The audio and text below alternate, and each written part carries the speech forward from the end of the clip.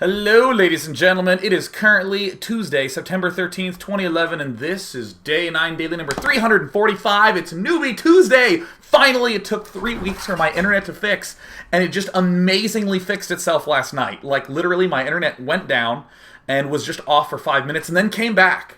And when I did a speed test check, it was like perfect. Maximum smoothness, and it's still smooth, so everything's like amazing. Whew. So now it should be working full 720p, which means I'm happy. I'm going to talk a little bit about the Newbie Tuesday topic in a bit, but first we have some really kick-ass announcements. First of all, Chef and Destiny are doing charity streaming right now for 24 hours. They started this morning and will be going for the next 24 hours to raise money for Doctors Without Borders. So if you could just go watch them as well, that would be awesome. Help support their charity ventures. Also, because my internet appears to be working, we are now bringing back subscriber monobattles, which means there will be a subscriber monobattle this Sunday at 7 p.m. Pacific. So for any of you who don't know what this is, there's a voluntary Day 9 subscription. You don't have to do it. Nothing changes if you do it. But if you would like to voluntarily subscribe for $5 a month, you get a chance to participate and do things like play with me. You get a cool little fancy chat badge. You get little extra bonus things as a way of me saying thank you for choosing to support the show. Because again, I don't really want to charge money for the daily. I don't like holding my daily hostage. He's my friend. So whatever ends up, what was I going to say? Oh yeah, so whatever you want to do, that sounds great. That sounds awesome. That'll be happening this Sunday. Just want to make that announcement. And for those of you who don't know what monobattles are, I'll just explain it at the end of the show. Or you can Google it, because I have a lot of things to announce. What else was going on? Oh yeah, Blue Sky Black Death. Oh my god, Blue Sky Black Death is now letting me play their music. Oh my god, I've been playing the album Noir, which the cover is what you're seeing up here. Oh my god, that's so awesome. Noir literally is like the best album I have heard recently. It is as awesome as Trent Muller's Last Resort. I am freaking delighted. See, look, I'm going to play literally 4 seconds of a song. Oh yeah, my MP3 player muted, no wonder. I was like, well, that doesn't sound very good. Listen, just 4 seconds. That is so loud. I didn't equalize the volume. Oh my god, that must have been incredibly loud for everyone. So I hope the explosion didn't kill you. Whoopsie daisies. Okay, let's do that. Let's do that. Here we go.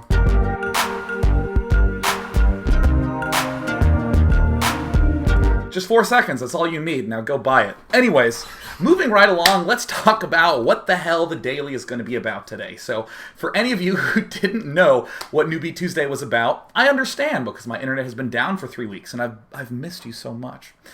So the idea is that StarCraft 2, and actually any kind of high-level RTS game that's out on the modern market, can be so daunting for someone who, I don't know, doesn't have like 12 years of experience. I kind of grew up from Warcraft 1 to 2 to Command & Conquer to StarCraft and now to StarCraft 2. And Newbie Tuesday brings it back to the whole fundamentals of everything. Now, the prompt for this week's Newbie Tuesday was built upon last Newbie Tuesday. I believe it was number 341. And the focus of that was the mental checklist and pushing something to the top of your mental checklist. In other words, you always have this list you're constantly going through while you play. I need to build probes. I need to build pylons. I need to build units. I need to scout for expansions. Build probes, build pylons, build units, scout for expansions. And this happens over and over in the midst of all the other fun thing that you need to do. But when you need to improve, it's very easy to say something like, oh, my larva inject sucks, I need to get better at that. Oh, my creep spread sucks, I need to get better at that. The important thing to do is to prioritize it ridiculously highly over everything else. You need to pick something and reprioritize in your mental checklist a ton. So what we saw last week was someone saying, I want a creep spread. And we saw some funny things that happened out of that where he was dead as shit. My God, was his creep spread good? And we looked at that and I pointed out that is how you improve, because what you want to do is try to sacrifice everything to work on the one thing that is the priority on your list. Cool. So upon mastering this, one of the big problems that you'll encounter afterwards is, oh gosh, I can't actually do X or Y or Z very well. You know, like I'm good at creep spread, but my macro suddenly sucks, or I'm losing track of attacks. And that is the point that we are going to be looking at this week. This was the prompt for this week's Newbie Tuesday. Give me a game of you having perfect larva injects. Never missing a larva inject with a queen, ever. So as you might imagine, that would be an example of you putting it as a priority. And I want you to submit a game of you still losing when you do this.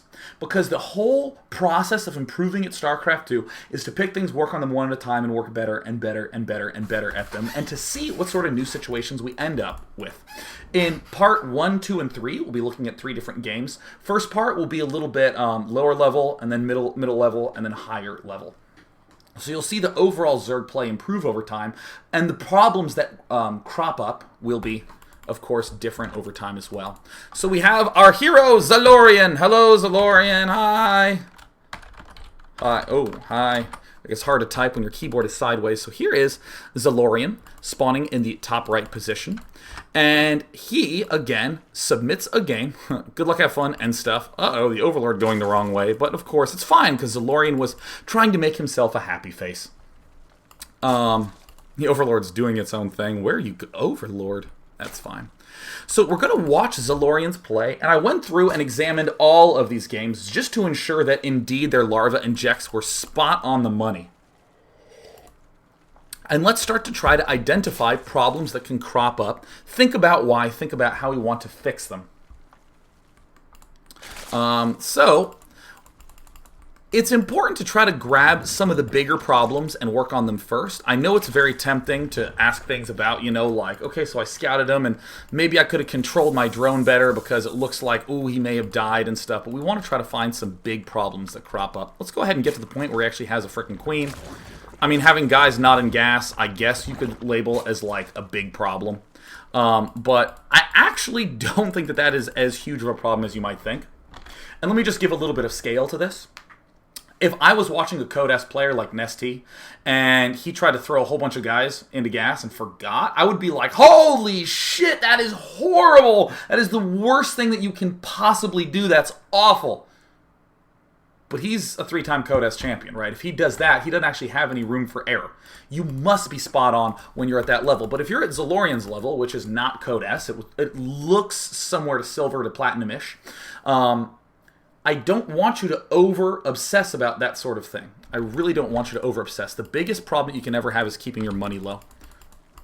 And money is indeed going to be the first topic of discussion that we're going to be looking at today. So, here comes Zalorian in his DeLorean, which of course makes me want to be singing MC Chris. He's planting an expansion. Everything is pretty typically timed. There's the queen now beginning her perfect larva inject process. And as we come back to the APM tab, we see that Zalorian is not actually particularly fast, averaging about 45 actions per minute. And we can actually see, look at his camera. I'm actually on his camera. Oops. I'm actually on his camera. And as you can see, he is not drifting away from his main hatchery. As we look at the mini-map, we see some units down here that he's not looking at and this sort of thing. And that's fine. That's actually okay. But what we're also going to see is that as time continues for Zalorian, when he begins to drift away from this viewport, other mistakes are going to crop up. So what we're going to begin to see right now is the first big issue that will come when you start nailing your larva injects perfectly. Or let me speak more broadly, whenever you fix a big problem, other new weird problems end up happening. In particular, for larva injectors, it is money.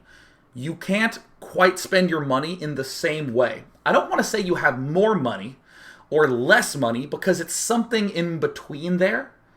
Because what happens is you get a lot more larvae and you're like, oh my god, I can spend this and build drones. So you have less money in some periods. And then because you have so many drones, you suddenly get a huge amount more. And what we need to do is we need to look for that, and we need to just sort of state what problem we're trying to solve. I never like having idle larvae ever. We are, though, seeing Zalorian nail his larva inject spot on. Look at how low the energy is on the queen. Look at 25, bam! Hitting it dead on. But some of these larvae were not actually managing to plop down properly. Now, what I'm going to do is I'm just going to note, as we zoom through the next little bit of time, this period from around 6 minutes to 8 minutes, we're going to re-look through a little bit. But I want to note, look, okay, so there's the larva inject. We're leaving a lot of larvae here on the ground. We're getting supply blocked. We have the layer going down. All right, we've just hit 8 minutes. So now what I want to do is I want to rewind and point out how this looks and feels for Zoran at around ×2 speed. So as he's fixing this problem, see, we see the larva inject go, and this queen immediately begins to make her way down to this bottom expansion place. And meanwhile, we come back here, we're checking up on our larva. Look down here at the bottom as we can see exactly what he is ending up selecting. He has his queen selected, but he didn't have his hatch selected for quite some time. You see that there's the perfect larva inject, and there, finally, we end up seeing a bunch of zerglings get produced. His camera was on his queens for quite some time. You'll notice that, right? The thing that he was trying to solve was what he was looking at. And that seems totally obvious and intuitive, doesn't it? Why would you want it anywhere else? However, I need to emphasize that over time, you don't really want to ever be looking at your queens. You want your brain to just go, aha, it's time to do a larva inject. And this is actually one of the biggest problems that will come up in almost any situation in StarCraft 2. People tend to look at the task at hand instead of doing something like looking down here. So for instance, notice that I'm seeing a lot of zerglings get selected. We saw the queens get selected. We even saw a spine crawler that's off camera to the left here get selected. We haven't seen the hatches get selected. You can macro off screen with that. The queen's doing a really good job. And look at that. He looked over at the hatch first and then looked down at the larva. He looked at this problem that he's been trying to solve and then looked at this larva. And what we slowly end up seeing is that one of the first big issues that's going to happen for Zoran is he's going to get supply block. He's going to have way ridiculously more money than he could ever imagine. And here comes in another little issue that's very, very easy to crop up. When you start doing problems, or excuse me, start fixing problems that improve your economy, you get supply blocked more. And when that happens, you start to convince yourself that you have more money than you actually do. This is a very different problem from, I just have a lot of money and I'm not spending it. It's a very, very different problem. The idea is, right here, notice the supply block that's happening for Zoran. Because basically, he's increasing in his supply count really rapidly. Because he's just doing a spot-on job getting his larva out. So he has a lot more stuff to produce units. But what's going to end up happening is that because he gets supply blocked, he goes, oh, well, I guess I'm just going to build a layer right now. I guess I'm just going to have 2 gases up and running right now and a spine crawler and have a decent amount of zerglings.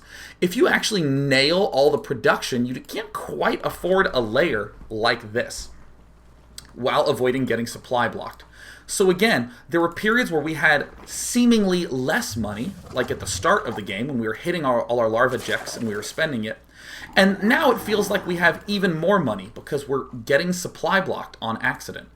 But look at Zoran. Look at how unbelievably low his energy is on his queen. It just now hits 25. Uh-oh, it's getting a little high. Nope, 27 is as high as it got. But still, the macro is actually falling apart. One of the weird things for me when I actually sat down and thought, and worked only on larva injects, and my mechanics are not bad. I mean, again, I've played StarCraft for like a million years. So, you know, like, it was a really uncomfortable thing because in Brood War I literally never looked at my hatcheries ever, and now I had to in StarCraft 2. But when you work on it, you have surprising amounts of stuff really fast if you hit your larva injects. There's this odd thing where suddenly Zerg feels quite easy. But now we're going to step past some of this early game-ness. We're actually going to step back again. Or actually, we're going to go back over this early game-ness. And what I want to point out now is decisions that we can begin making with our units, or with our larvae. Because now that Zoran is nailing all these spot on, he suddenly can ask questions that he was not allowed to ask himself before. Now, there's problems that are, there's actually, I would say, 2 different kinds of problems you can actually have in your gameplay. One broad category is just bad shit that's strictly bad. Right? Like, oh, I just forgot depots. Oh, I wasn't looking at my units and they walked to their death. That's a problem. I shouldn't do that. But there's other problems that are more like questions that you are trying to solve. How do I hold off this timing push? How do I put pressure on my opponent? These aren't leaks, as I would call them. They're questions. And now a question that Zoran is allowed to ask himself are, how do I, what do I do with my larva, with the larva injects that pop off? Like right here. Here is a set of larvae that pops off at 5 minutes and 20 seconds. Do I make a bunch of zerglings with that, which would plummet my money down to 0? Do I make a bunch of drones with that? Do I want to scout and find out what he's doing? Zoran has amazingly given himself a ton more options for himself, and that is going to help him tremendously. So here, this can actually honestly happen a lot. Look up in production with me. We see he has a bunch of larvae and just kind of makes a lot of zerglings. In a lot of the larva inject games that I would see, players would actually show me an old game of them kind of sloppily building some drones, sloppily arranging stuff, getting some defense up, and then just sort of throwing out units when they could. But now all of a sudden they have like 10 larvae there, 5 larvae. And players would just build tons of units at random times. And if you are inexperienced and you have a lot of problems in your play, the bad question that pops up is, what do I do when I have zerglings? Once you've improved, it is, what do I do with the zerglings that finish at 7 minutes? Because I will always consistently have these larvae popping out at just the right time.